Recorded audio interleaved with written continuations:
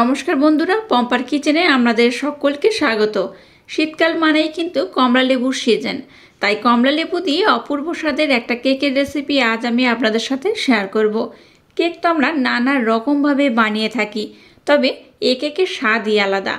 এই কেকটা দেখতে বলুন বা খেতে এতটাই অপূর্ব হয় যে একবার খেলে বারবার বানাবেন।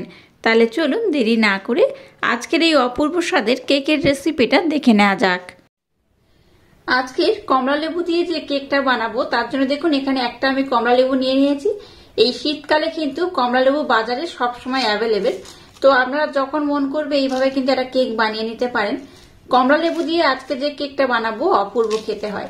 তার জন্য কি করব, প্রথমে কমলা লেবুটাকে এইভাবে আমি ছাড়িয়ে নেব। এবার দেখুন এরকম একটা ছাঁকনি আমি নিয়ে নিয়েছি। এবার যে কমলা লেবুর খোসাটাকে আমি ছাড়িয়ে নিয়েছি তার কুশিগুলোকে আমি নিয়ে নিলাম। এবার এই কমলা লেবুর মধ্যে যে জুসটা আছে সেটা আমি বার করে নেব। ছাঁকনির মধ্যে নিলে কি হবে, এই যে এক্সট্রা অংশ থাকবে সেগুলো কিন্তু আর জুসের মধ্যে যাবে না। আমার শুধুমাত্র জুসটা দরকার, তাই কিন্তু আমি এখন ছাঁকনি নিয়ে নিয়েছি।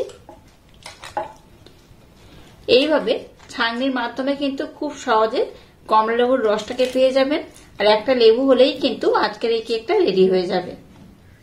দেখুন কমলা লেবুর জুসটা কতটা হয়েছে, একটা লেবুর মধ্যে কিন্তু এতটাই জুস ছিল। তো যাক, এটাকে আমি মেপে কিন্তু আমাদের দেখিয়ে দেব যে কতটা জুস লাগবে। দেখুন আজকে যে বাটি নিয়েছি এই বাটির মাপ করে সমস্ত উপকরণ আমি এখানে অ্যাড করব। আর এই বাটির মাপ করে দেখুন এখানে আমি এক বাটি কমলা লেবুর জুস নিয়ে নিয়েছি। কমলা লেবুর জুসটাকে এর মধ্যে দিয়ে দিলাম। দিয়ে দেবো একই বাটি মাপ করে হাফ বাটি টক দই। দিয়ে দেবো একই বাটি মাপ করে এক বাটি চিনি। এবারে তিনটি উপকরণ আমি খুব সুন্দর করে ব্লেন্ড করে নেব।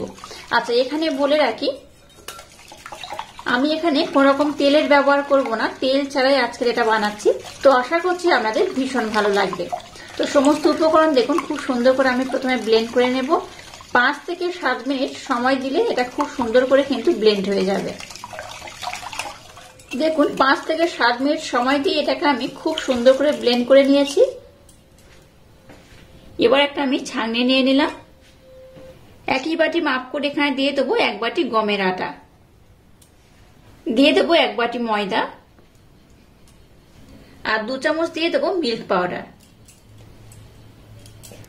এই চামচে 3 ভাগের 1 ভাগ দিয়ে দেবো বেকিং পাউডার, আর একদম সামান্য পরিমাণে দিয়ে দেবো বেকিং সোডা বা খাওয়ার সোডা।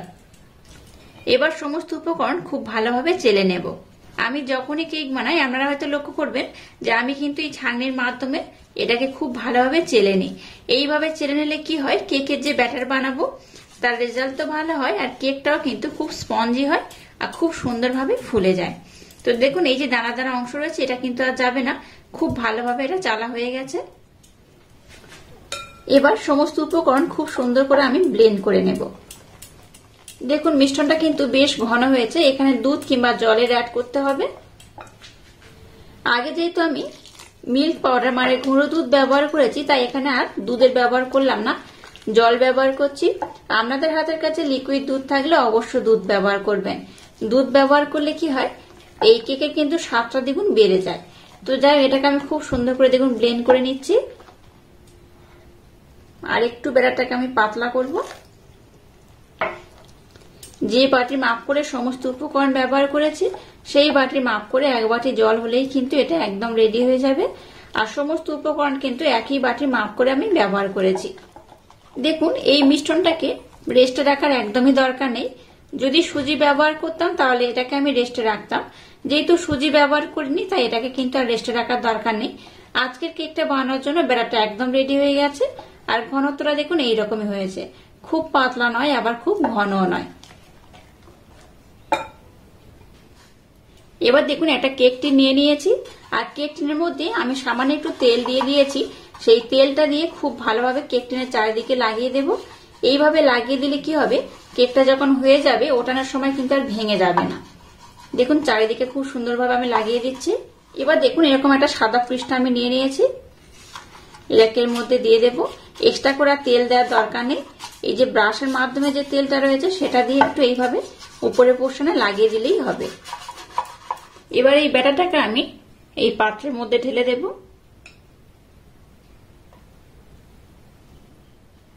দেখুন ব্যাটারটাকে আমি খুব সুন্দরভাবে দিয়ে দিয়েছি। চলুন এবার কেকটাকে আমি বানিয়ে নেব। এবার দেখুন গ্যাসটাকে জ্বেলে দিয়ে একটা কড়া বসিয়ে এরকম একটা স্ট্যান্ড দিয়ে দিয়েছি। এবার এই কেক টিনটাকে এর মধ্যে বসিয়ে দেব। এবার এটাকে ঢাকা দিয়ে গ্যাসের ফ্লেমটাকে প্রথমে 5 মিনিট হাই দেব, তারপর লো করে এটাকে খুব সুন্দর করে আমি বানিয়ে নেব। দেখুন কেকটা কত সুন্দর ফুলে গেছে আর কত সুন্দর কালার হয়েছে। এবার দেখুন একটা বড় কাঠি নিয়েছি, এটার মাধ্যমে আমি আপনাদের দেখিয়ে দেবো এটা হয়ে গেছে কিনা। একদম দেখুন মিডল পোর্শন আমি দিয়ে দিলাম। এই দেখুন কাঠির গায়ে কিন্তু কিচ্ছু লেগে নেই, তার মানে কিন্তু কেকটা খুব সুন্দরভাবে হয়ে গেছে। আচ্ছা এই দেখুন উপরের পোর্শনটা কিন্তু হলুদ হয়ে আছে।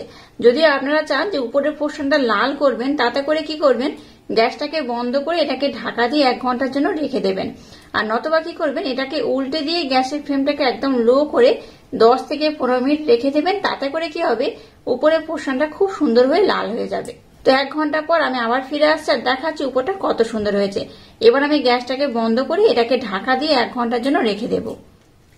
কেকটাকে দেখুন আমি খুব সুন্দর করে ঠান্ডা করে নিয়েছি আর কেকটা কিন্তু খুব সুন্দরভাবে হয়ে গেছে। এই দেখুন এইবার হাতের মধ্যে একটু ট্যাপ করবেন, এটা কিন্তু অটোমেটিক ছেড়ে উঠে আসবে। দেখুন পিছনের পোর্শনটা কত সুন্দর হয়েছে। পিছনে যে কাগজটা দিয়েছিলাম সেটাকে এবার উঠিয়ে নেব। এই দেখুন কতটা অপূর্ব দেখতে হয়েছে। দেখলেন তো কমলা লেবুর কেকটা কত সুন্দর হয়েছে। আর এই পোর্শনটা যখন আমি তুলতে গেছিলাম তখন কিন্তু একটু ভেঙে গেছে, দেখে বুঝতেই পারছেন।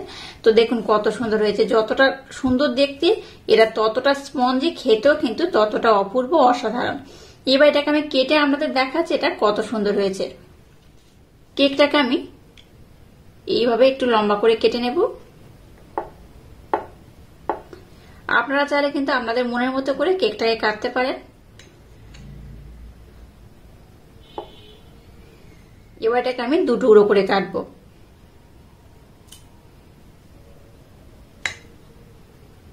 আমি আপনাদের দেখাচ্ছি দেখুন কেকটা কতটা স্পঞ্জি হয়েছে। এই দেখুন উপরের পোর্শনটাও সুন্দর হয়েছে আর এই দেখুন নিচের পোর্শনটাও কিন্তু খুব সুন্দরভাবে হয়ে গেছে।